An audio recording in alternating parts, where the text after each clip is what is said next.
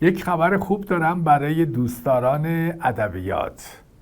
از نویسنده و استاد دانشگاه، نویسنده فرانسوی و برنده نوبل ادبیات سال 2022 و اون اینکه خبرنگار ارشد ما در فرانسه و اروپا فریبا هشترودی با او یک گفتگوی اختصاصی انجام داده که الان از طریق اسکایپ با او در ارتباط هستیم.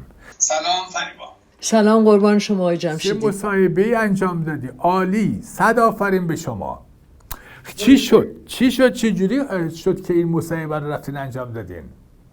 آقای جمشیدی، ما قبل از هر چیز که خدمتون میدونین خودتون، ما هر کاری میکنیم اینجا برای قبل از هر چیز در کادر انجمن بنیاد محسن هشترودیه و برای واقعا قدمی برداشتن برای دفاع از حق حقوق جوانان و زنان میهن، خصوصا جوانان و بچه‌هایی که توی دانشگاه ها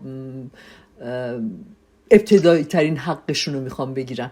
انی ارنو غیر از اینکه نویسنده بسیار برجسته‌ایه، طبیعتاً سالها هم همینطور بوده، قبل از اینم که جایزه نوبل بگیره، زنیه که بسیار به مسائل اجتماعی و مسائل محیط خودش از دوران قدیم حساس بوده و تمام نوشتش هم در مورد مسائل زنانه، مسائل اجتماعی است.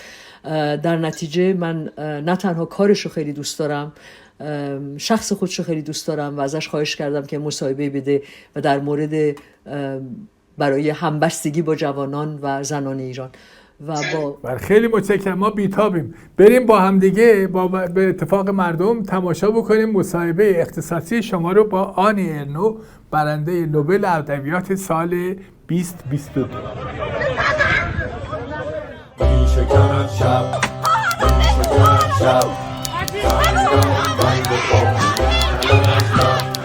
زن نفس میکشد از پنجره صبح، شهرن میشه مینشیند و یک چند میشکند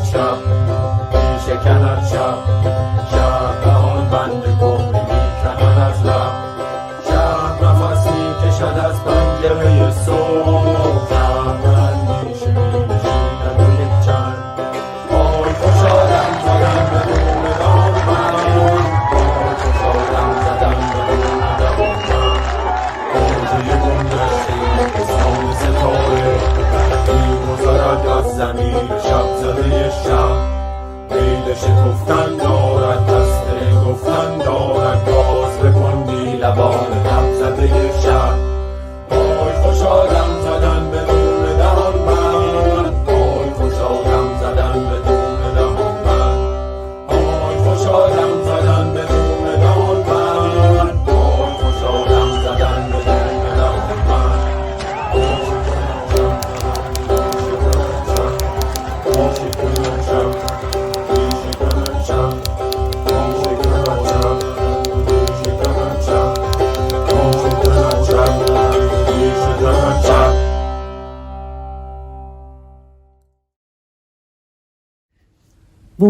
Bonjour à la jeunesse iranienne. Nous sommes le 27 décembre 2022 chez Annie Ernaux, prix Nobel 2022. Et même si elle n'avait pas eu le prix Nobel, c'est une immense écrivaine que je suis depuis des années, je ne suis pas la seule. Elle nous fait l'honneur de nous donner une interview exclusive pour la jeunesse iranienne, chez elle, dans son cadre, là où elle a écrit pratiquement tous ses livres, excepté les 2 premiers, d'après ce qu'elle vient de me dire.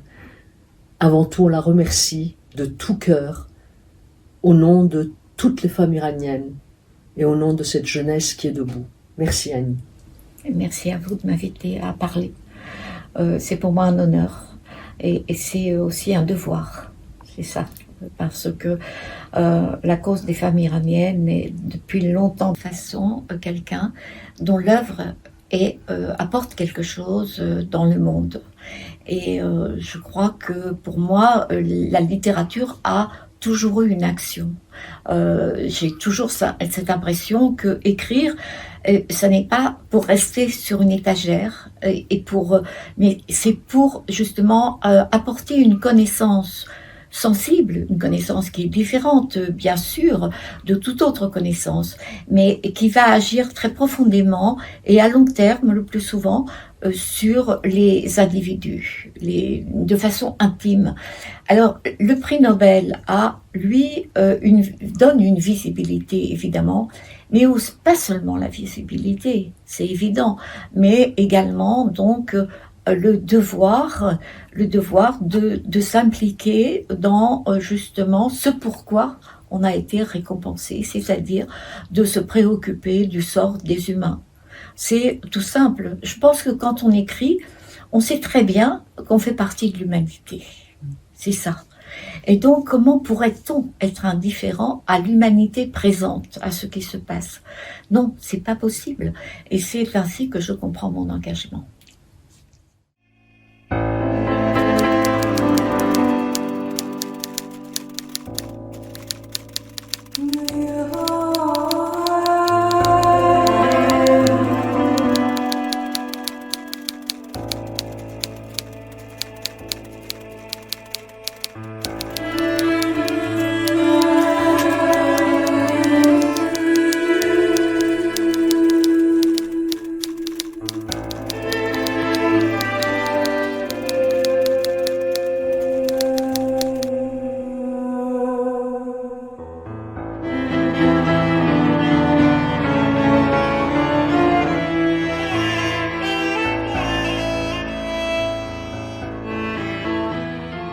Écoutez, je pense vraiment que la mobilisation qui a eu lieu actuellement et qui est effectivement celle des milieux artistiques se comprend aisément avec justement la violence du régime.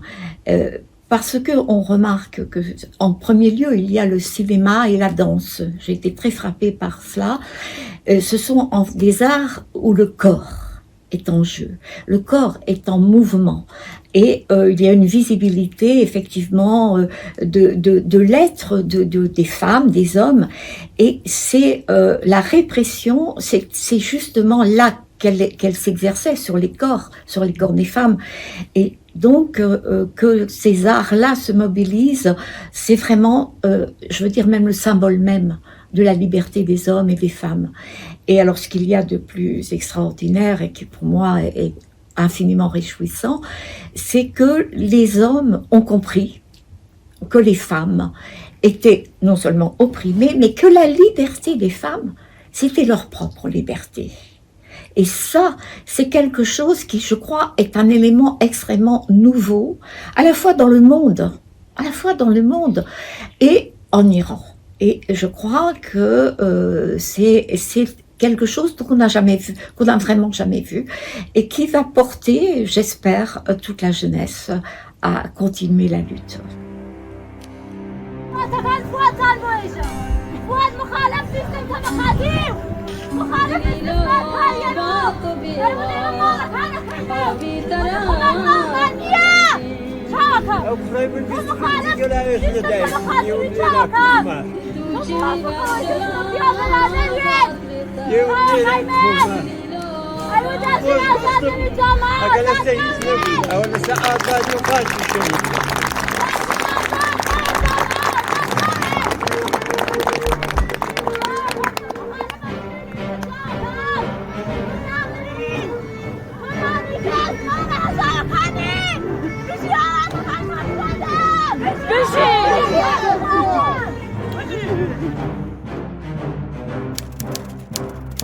ما در بند این قفس جو را برملا کنیم، ما هم پا و هم نفس زندگی را صدا کنیم.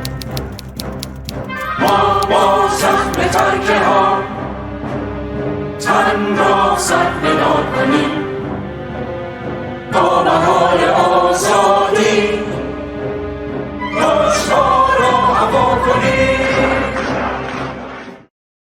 Alors, il y a quelque chose que je trouve absolument admirable, parce que j'admire énormément ce qui se passe. C'est cette association femmes, vie, liberté.